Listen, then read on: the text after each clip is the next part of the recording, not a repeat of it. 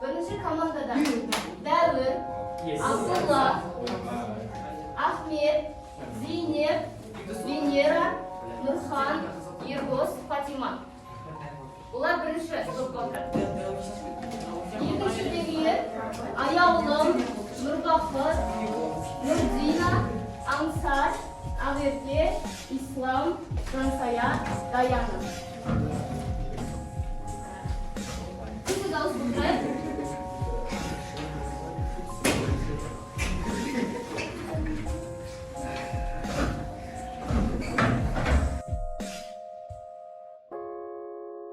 Мен допты біреуге лақтырамын.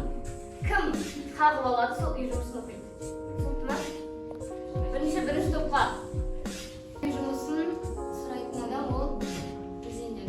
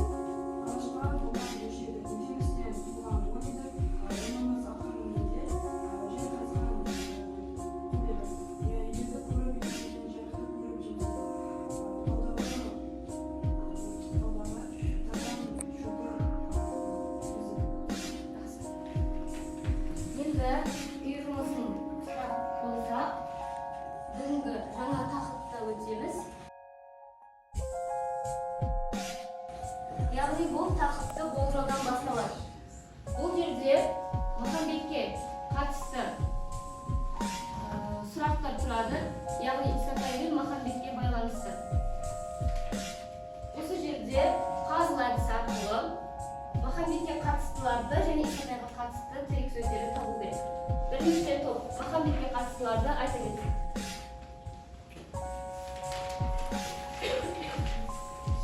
Яғни бұл жерде былай басамыз, сол кезде артынан сурет шығады. Сурет шыққанда осы жаңа сабақтың мақсаты мен тақырыбы шығатын болады.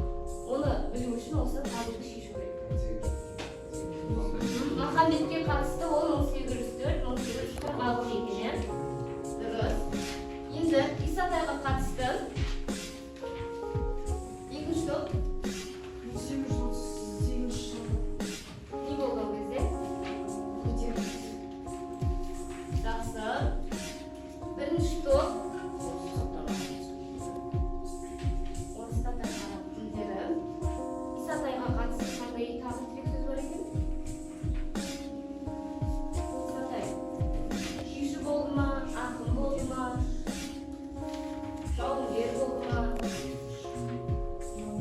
12-шіде не болды?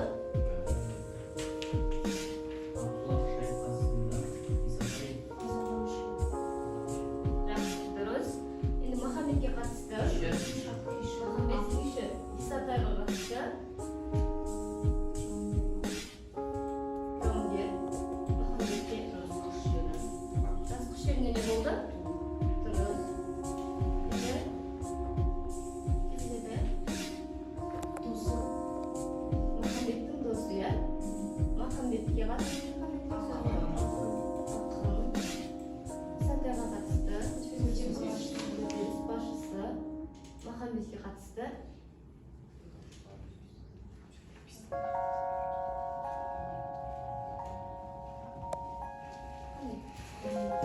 Махамбеттің өлеңінің аты жазылып тұр.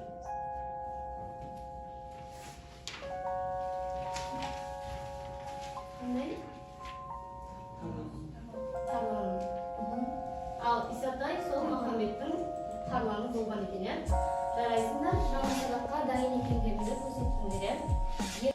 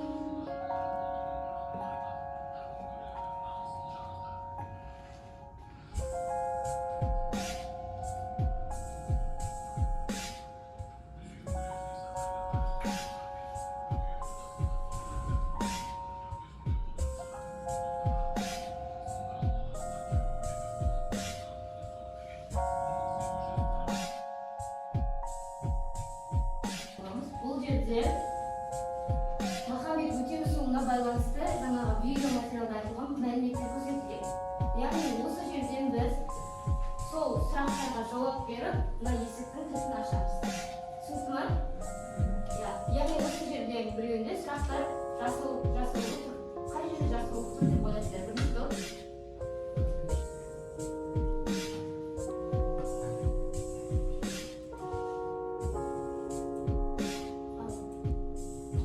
Махамбет ақынның әкесінің атын табыңыз. Кім әкесінің аты?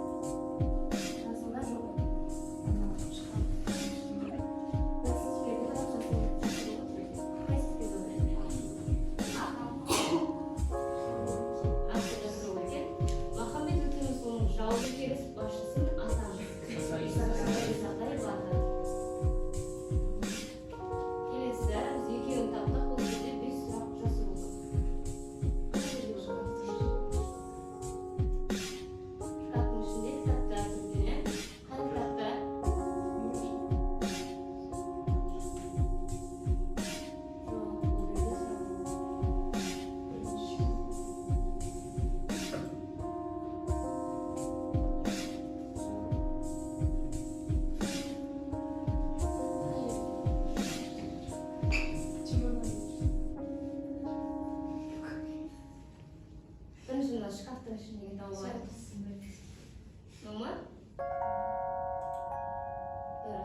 Махамбет қай ханның тұсында өмір сүрді? Жаңа видеоматериалда айтылды. Хан емессің, қасқырсың, қас алғышың, басқырсың деп. Кімге айтқан? Жәңгір ханға. Баймағамбет сұлтан болған, ал Жәңгір хан болған. Мен қай ханның тұсында өмір сүрді? Енді сұрақ табылды. Төртінші.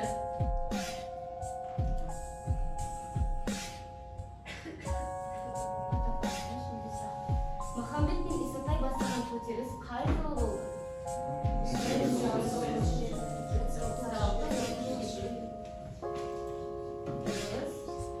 Енді соңғы сұрақты кім табады?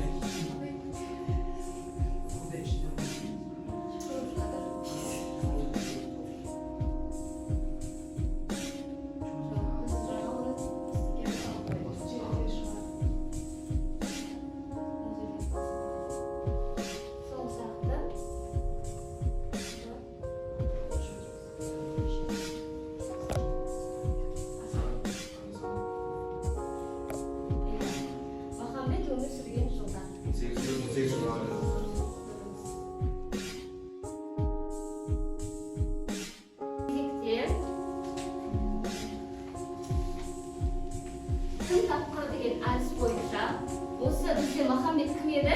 Махамбет пен Исатай кім еді? Арқаның композитор, жауынгер.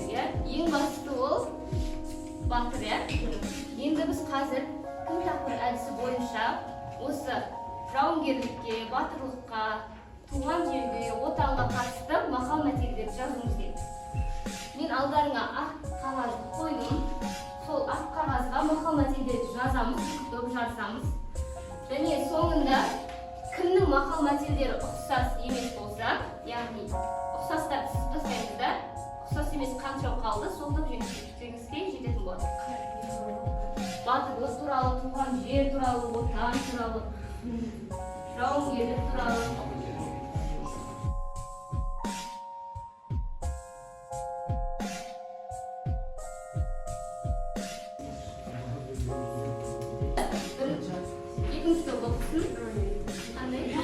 Отырамыз.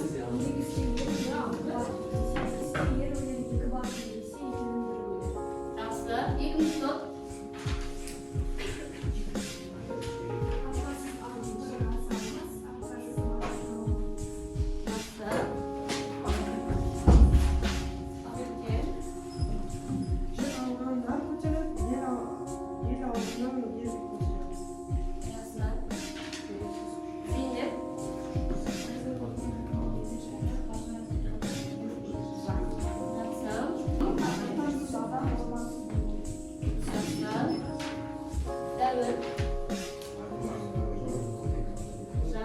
Нұрбақыт. Жалғыздықта батыр көп, жалғыздықта ақыл көп. Жақсы.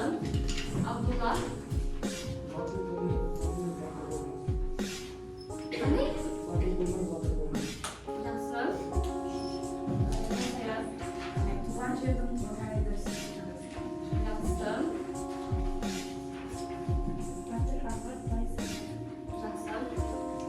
Аңсар. Жақсы. Демек, бірінші топ ал екінші топ 5 мақал жазыпты. Мақал мәтелдер бір-біріне ұқсамаған екен. Демек, көп мақал жазған үшін бірінші топ жеңіске жетті деген болады.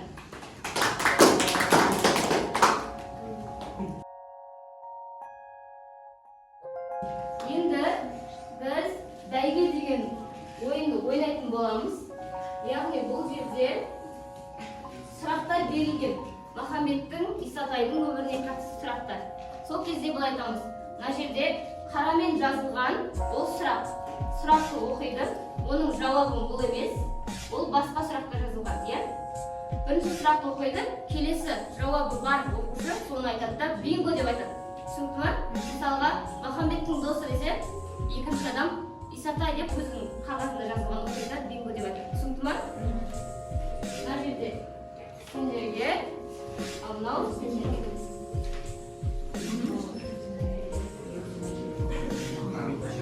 Өте оңай сұрақтар берілген.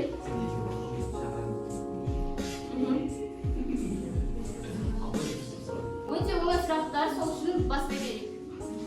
Бірінші Жансай алыпсың. Орныңыздан тұрып. Махамбет қай ханның тұсында өмір сүрді? Иә, осы сұрақтың жауабы кімде тұр? Иә, Жәңгір хан дейді. Дұрыс па? Дұрыс. Енді Венера сұрағын оқысын. Әкесінің аты кімде? Иә. Ахметке сұрағын оқи қой. Махамбеттің туған жері.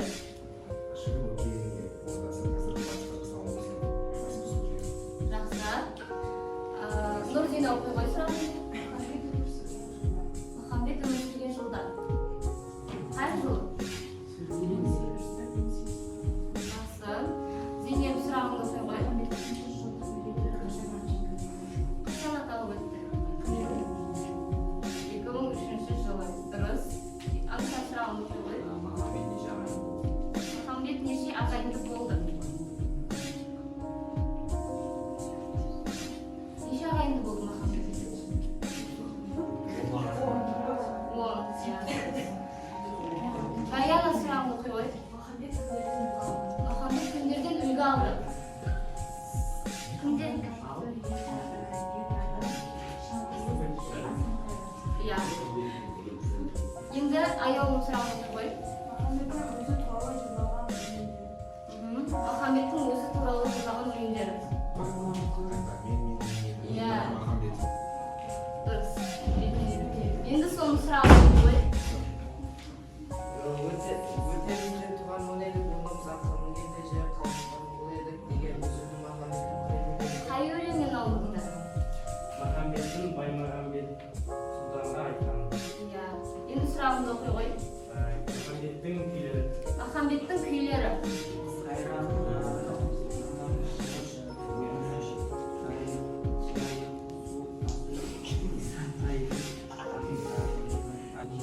Махамбеттің Исатайға арналған өлеңдері.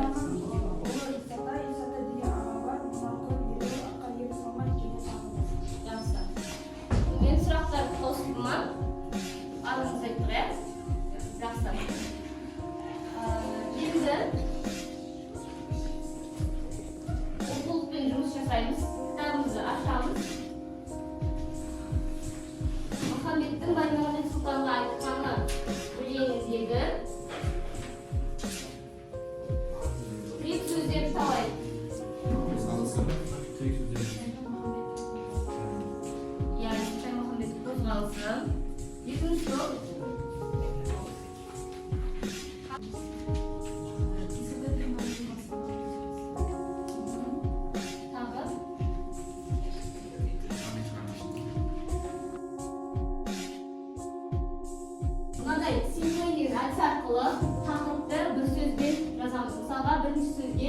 Батыр дегенді алсақ болады, иә? Батыр деп аламыз. Екі сөзбен оны сипаттаймыз. Батыр қандай? Ер жүрек, намысқой деген сияқты, иә? Ол сын есім болады. Үшінші, тақырыпқа қатысты үш сөз. Батыр не істейді? Жауға шабады, соғысады деген сияқты үш етістік не істейді дегенге. Төртінші, төрт сөзден тұратын бір сөйлем. Махамбет батыр мынадай көтерілісті бастады деген сияқты, иә? Бесіншіге, тақырып мәнін ашатын бір синоним сөз. Батырдың синонимі қандай? Батыл деген сияқты. Түсінікті ма? Кесіп жазып кетейік. Үшінші қорғайды, шабуылдайды, күреседі. Үшінші көтеріліске Исатай мен Махамбет қатысқан. Бесінші ер жүрек. Жақсы. Бірінші топқа қосымшалар топтайық. Екінші топ. Біріншісі батыр, ер жүрек атқызады. Жауға шығады, жаумен соғысады, жерді қоймайды. Төртіншісі батырлар жауға шығып кетті. Жақсы.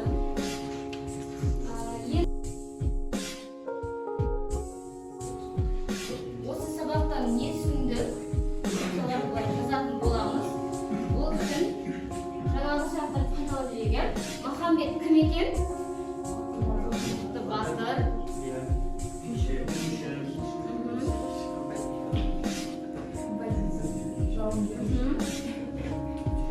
Сілтемеге кіреміз. Ол кезде тақта тұрады. Яғни осы сабақтан түсінгенімізді қай жері сендерге қызық болды, қай жері қиын болды, қай жері құнды болды. Соған үш сөйлем жазамыз тез телефонмен. Сөйтіп ол мына тақтада көрініп тұрады.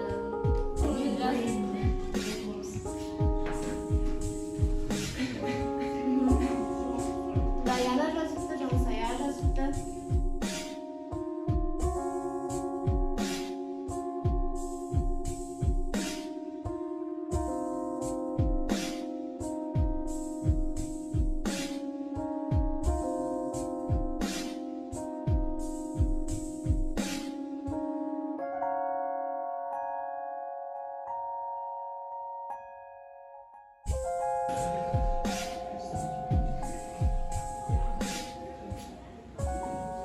Абдулла жазды, аяғым, Венерам.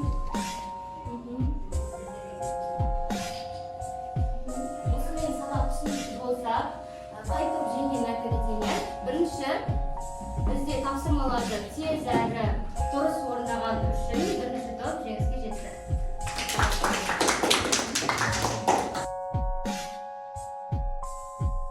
Енді үйге тапсырманы алайық. Үйге тапсырма Махамбет Өршіл ақын тақырыбында әдеби эссе жазу. Түсінікті ма? Ақын кітаптарындағы 14-ші тапсырма 108-ші бет. Түсінікті ма? Сендер жеке бағалау үшін алдарындағы смарт сағатқа сағаттың уақытын көрсетіп кетемін. 9 болса 9 бала алдында деген сөз, 10 болса 10 бала алдында